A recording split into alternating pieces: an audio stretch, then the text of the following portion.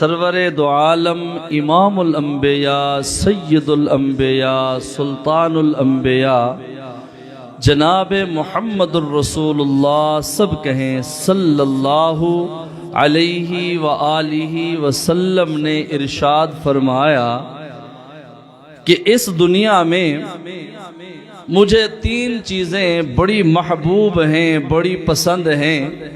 میرے نبی نے فرمایا حبب الی من الدنیا الثلاث، کہ اس دنیا میں تین چیزیں مجھے بڑی پسند ہیں۔ الطیب، خوشبو پسند ہے، ذرا کہ سبحان اللہ۔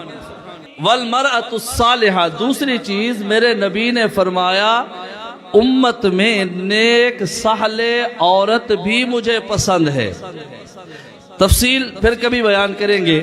تیسری چیز آپ نے فرمایا وَجُعِلَتْ قُرَّةُ عَيْنِي فِي الصَّلَاةِ، نماز میری آنکھوں کی ٹھنڈک ہے۔ ذرا آپ چند منٹ بولے میرے ساتھ تاکہ میں گفتگو کر سکوں۔ نماز میرے آنکھوں کی ٹھنڈک ہے۔